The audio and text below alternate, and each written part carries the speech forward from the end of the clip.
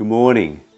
Like everyone, I'm overwhelmed by the images I'm seeing on our screens, the unfolding humanitarian crisis in Gaza, the horrific fighting and evil, the horror stories we're hearing, the images. They're overwhelming and they're horrific.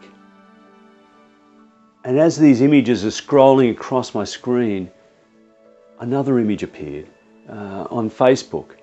A Greek fellow whose name I can't pronounce has this image of two boys, arms around each other's shoulders, laughing and getting on well together. One is an Israeli, one is a Palestinian Muslim, an Israeli Jew. Two boys, brothers who just love one another. An alternative way in the world that their elders and the leaders of their nations don't seem to be able to understand or comprehend. A way that is too hard, but a way of peace. It accords with stories I've heard on both sides, where there was a story of a few years ago of 5 Jewish students who got caught, took a wrong turn in the divided city of Hebron. Going to visit a sacred site as part of their Jewish studies, they ventured into the Palestinian quarter, and there they were set upon by a mob of people who were angry at what they'd experienced and the fighting and so on.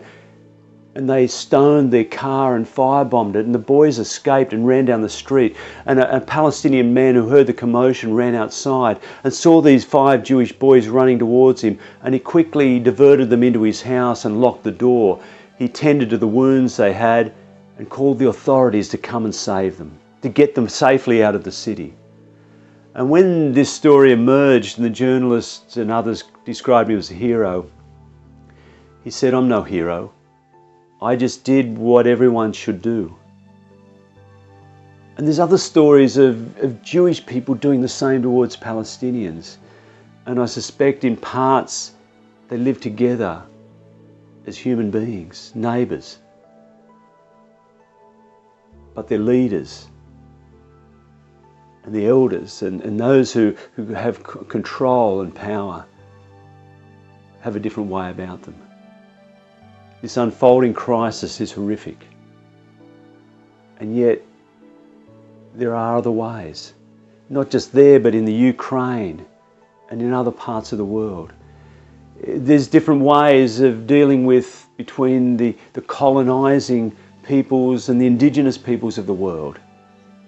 Of coming together and understanding one another, of listening to each other, of giving a voice to each other, so that the true wisdom can emerge and life can be free and full and rich and flourish. And as these images are unfolding on my screens, I come across Matthew's story of Jesus this week. And it's a story of love. It's this Jewish rabbi who is in the last days of his life in the temple courts, and he's confronted by his enemies. Men and leaders of the nation who are threatened by his way, threatened by his simple and profound inclusion of all people.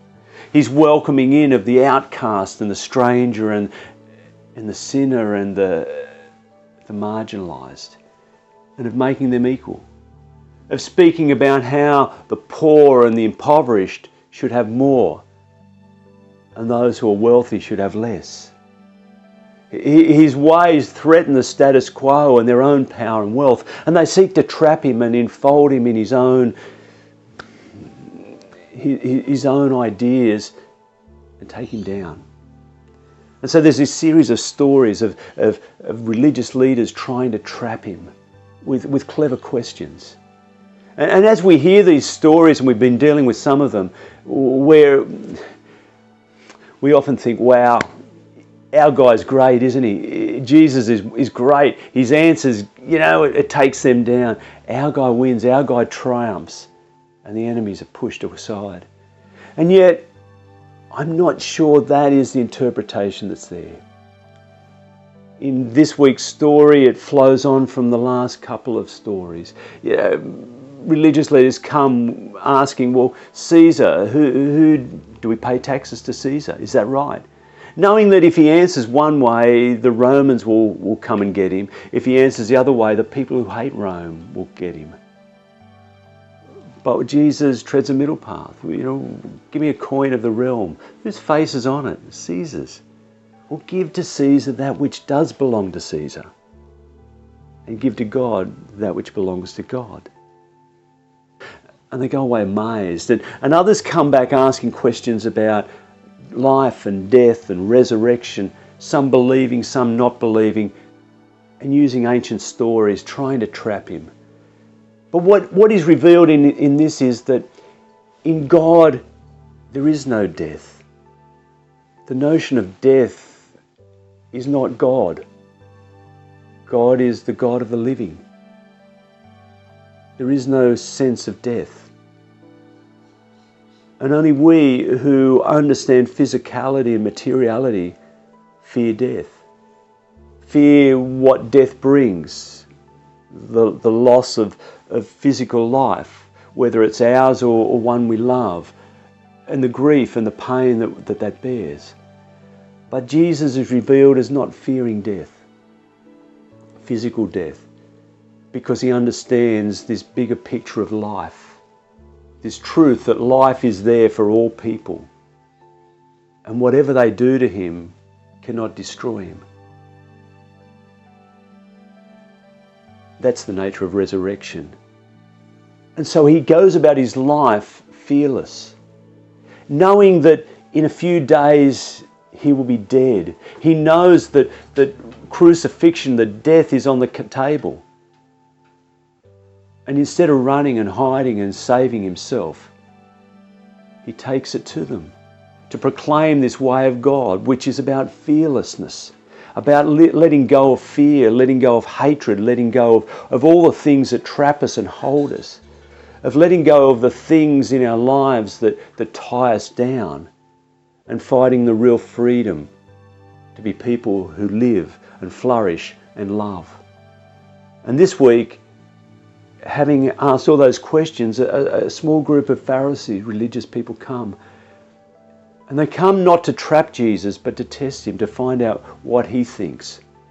And the lawyer asks the question, what is the greatest commandment out of all the law? Out of all the law, what is the greatest? Jesus answered easily. A line straight out of their law, out of Deuteronomy. You shall love the Lord your God with all your heart and soul and mind. And the second is like it, you shall love your neighbour as yourself, straight out of Leviticus. On these two commandments hang the whole law and the prophets. Do these and you've fulfilled everything. And they know it's true. It's orthodox. They're not amazed because Jesus is profound and got some new thing. They're not amazed or surprised because he offers a totally new law. He goes deep into their law, but he has a rich spirit who takes their law much more seriously and deeply and profoundly than they do. Of course it means if you love God with everything you are, of course you will love your neighbour. You will love what God loves. And therein lies the challenge. Who is my neighbour?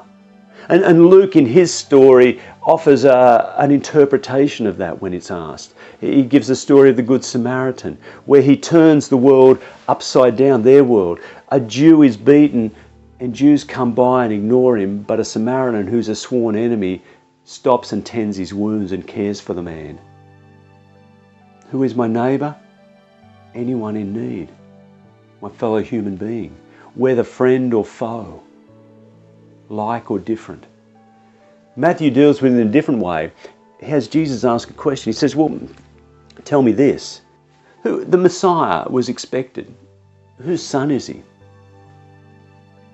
For them, the Messiah was going to be this person who filled the image of King David. The great King David who came and who vanquished their foes, who led the nation as a military king, leader, and who brought hope and peace and domination, who they were great under him. And they expected that God would be glorified by sending a Messiah who was in the line of David, and like David, a military king, leader who was godly and who would vanquish their foes, the Romans, out of the land and deliver them in freedom and restore the glory of this nation. And yet, that's not what the Messiah was. All they wanted was more violence over against violence.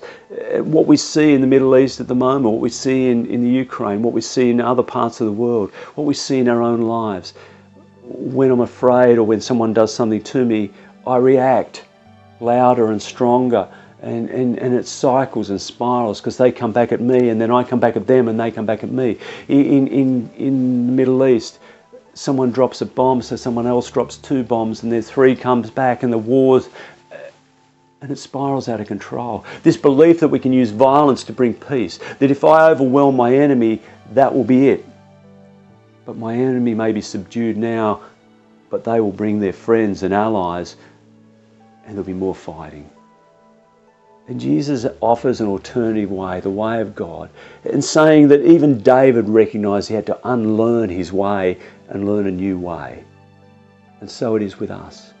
If we're going to really take this seriously of neighbour, then everyone is our neighbour.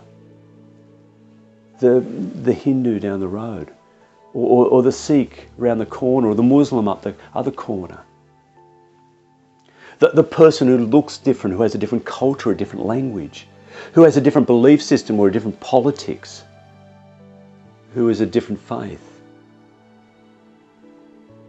And it's ironic in the Middle East that peoples who trace their roots back to Father Abraham, Arabs and Jews, of 3 faiths, Judaism, Christianity and Islam, who all have Father Abraham as their patriarch, different mothers for the Jews, Christians and the Muslims.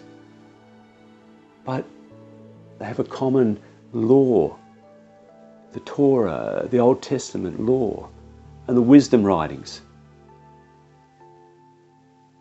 The same God, but different ways of understanding and experiencing, but they hate each other. They fight. They fight for power and control. And that's not what religion is. Religion is about reconnecting. It comes from the word religio, like ligaments.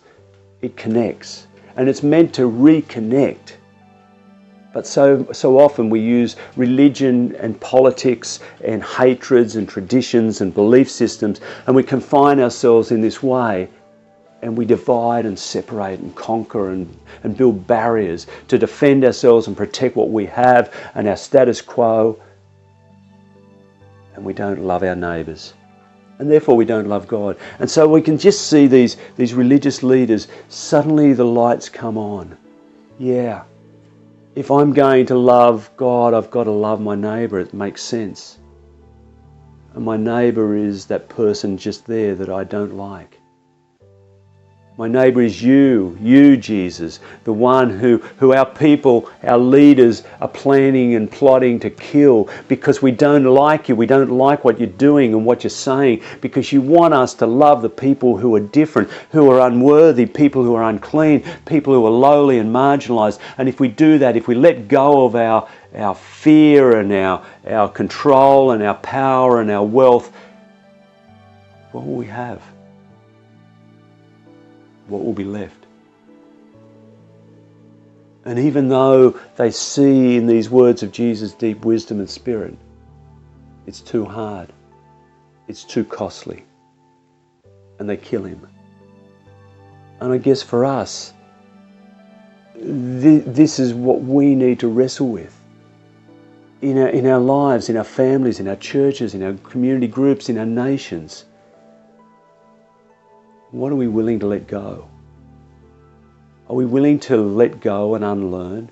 Let go of ego, let go of fear, let go of pride, let go of our need to control and have and own and possess? Are we willing to let go in order to find deeper life for ourselves and our neighbour, our families, our world? Because the only hope for our world is when there's enough people with enough love and enough wisdom to show another way, to live another way, to live fearlessly into the way of love and embrace those of our world who are different, fellow human beings, and to love God with all that we are, and in so doing love our neighbour as we love ourselves. This is a way of life for us and our world. Amen.